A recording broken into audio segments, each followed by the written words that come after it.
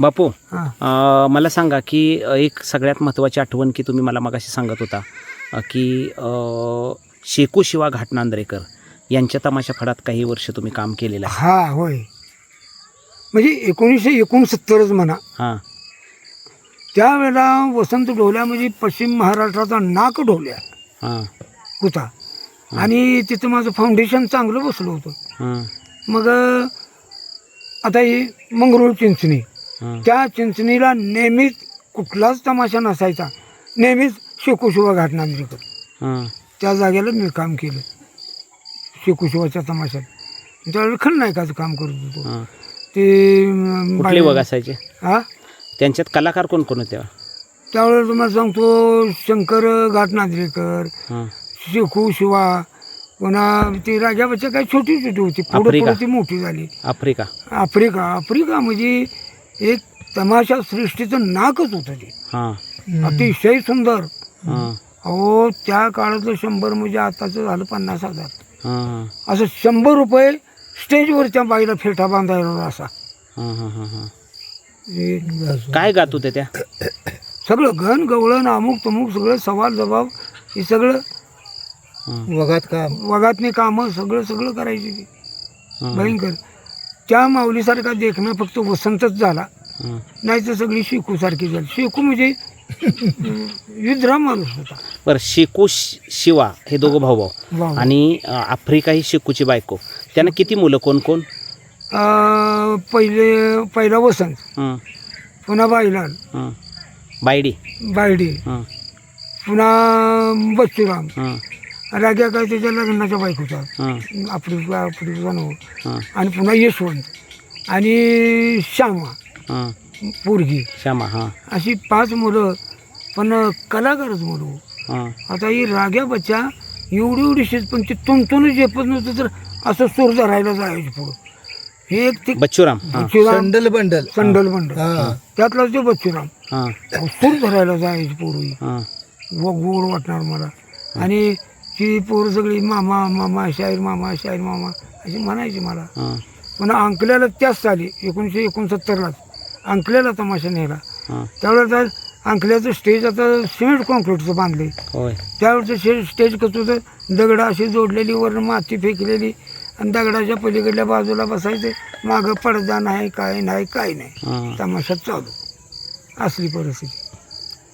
आणि 69 साली तुम्ही त्या तमाशा फडात गेला. हां त्यावेळेला तो तमाशा फड जोमात होता. होय, तसा तो कलगीचा तमाशा, कणकी पठ्ठेबापूरावच्या परंपरेतला. होय आणि त्यांचं नाव खूप होतं त्यावेळेला. होय होय म्हणजे आफ्रिकेचं किंवा शेकू हे जातीवंत कलावंत होय होते. कणकीवालीची. हा कलगीवाले. आणि त्यांचा तमाशा फड खूप म्हणजे एक प्रभावी होता.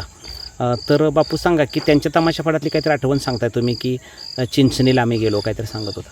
हा तिथं चिंचणीला. हां मग चिंचणीला मला बी जीवाला वाटायचो. हां ते शिवा म्हणून शेकूचा भाऊ, हां तो गणगवळणीला सारखा जायचा. हां म्हणजे ते मानापानानंच जात होती ती लोक. मग चिंचणीत म्हटलं शेकू मामा, त्याला मामाच म्हणत होतो आम्ही. शेकू मामा मला गणगवळणीला लावून द्या की, मला जमतंय का बघू दे की. आता कशाचा बघतोस, जमल का तुला, की असा ढोल वाजल तसा ढोल वाजल, ही तिची भाषा होती. नाही पण म्हणलं मला द्याच पाठवून, म्हणलं मी जातो. मग गणगवळणीला गेलो. गणगवळणीला थांबा इकडे तिकडे झाल्यावर मग नुकतीच मी गवळण लिहिलेली होती कृष्णाची. मी त्यावेळेला ढोली बे आटीर असायचं सगळंच. ती गवळण बघा.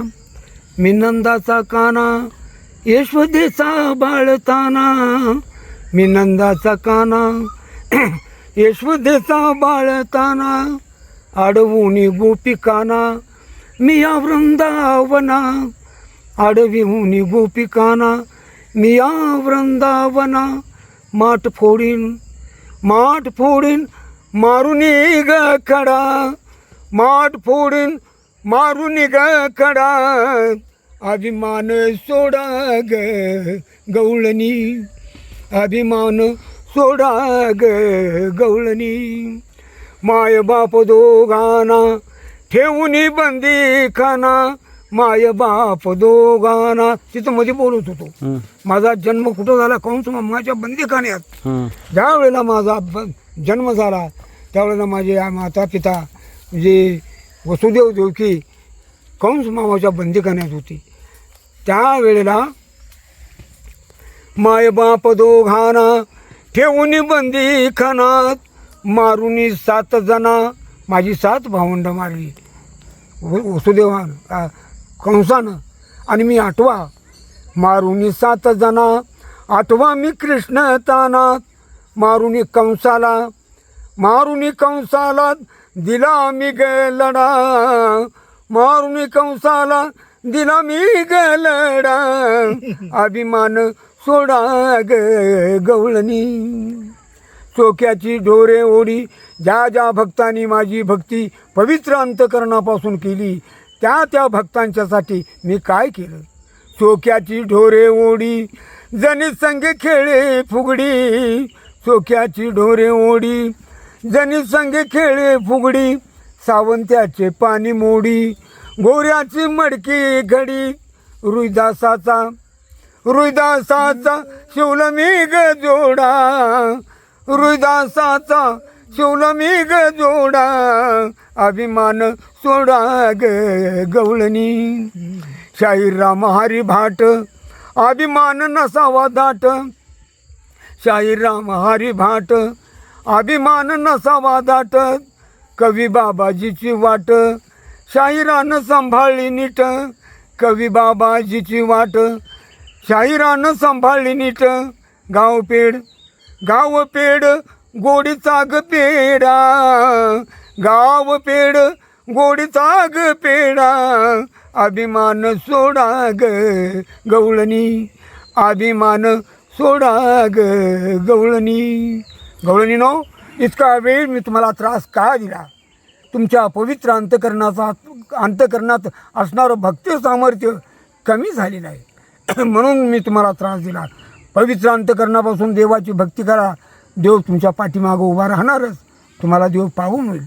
देवाची भक्ती करताना आवडीने भावे हरिनाम घेशी, तुझी चिंता त्याशी सर्व आहे.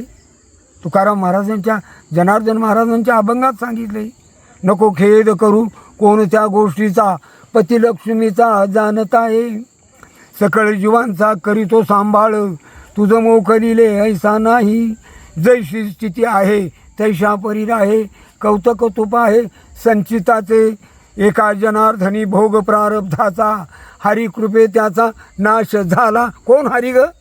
मीच ना. माझी भक्ती तुम्ही पवित्र अंतकरणापासून करा, तुमच्या प्रत्येक प्रसंगाला मी धावून येणार. बस त्याला पहिला नंबर कुणाचा? भक्ती. मग तिथनं भक्ती सुरू. मग बापू, हे तुम्ही त्या चिंचणीमध्ये सादर केलं हो इथं ह्याच्यात, मग त्याच्यामध्ये काय प्रतिसाद मिळाला? ते तुम्हाला सांगू का, ह्या गवळणीत तुऱ्याची बाजू मी श्रेष्ठ दावली आहे. हां, कारण माझा तमाशा तुरेवाला, हां, माझं गाव तुरेवाला, म्हणजे बाबाजीसाठी. बाबाजीच तुरेवाला. हां, मग ते तुऱ्याची बाजू धावल्यावर ते शिवकुमार मला पटायचं नाही. हां, या असं म्हणून कवा तरी मी चान्स घेत होतो त्यांच्यात म्हणायचा. हां, हां, हां. मग एवढा दुसरं काय चांगला प्रतिसाद तिथे मिळाला थोडा तरी? मिळाला. हां, हां, हां. मग नाही तिथं चांगला प्रतिसाद, म्हणजे चांगलाच.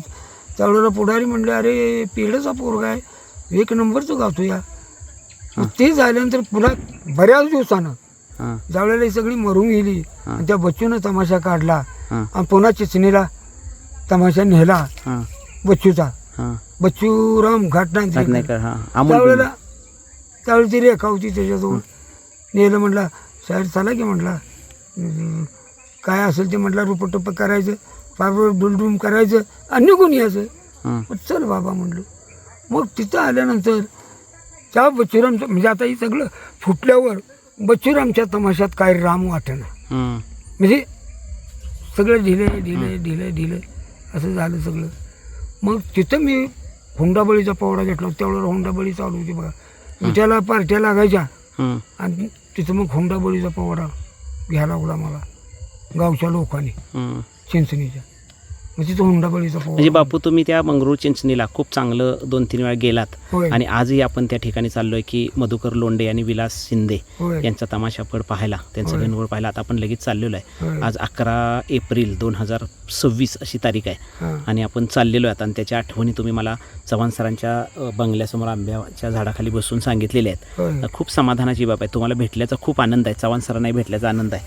सर मला एक सांगा की बापूंच्या बरोबर आपण गप्पा मारायला लागलोय, काय कसं वाटतंय?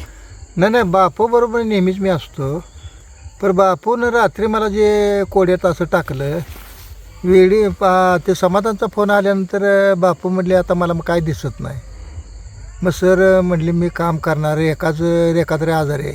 हं, रेखाला 5-6 सणांनी जखमी लावले त्यानं ती काय आजार आहे. हं, मग समाधानला बापून सांगितलं हं, की म्हटले वेळी झाली मी पतीसाठी माझा वगनाट्य आहे ते लावा म्हटले तुम्ही. मग ते मेघाला त्यावेळी तयार करा म्हटले काम करायला. हं. आणि बापूला म्हटलं आता बापू तुम्हाला दिसत नाही तुम्ही कसं काम करणार. तर म्हटले तुम्ही पोपट्याची भूमिका करा.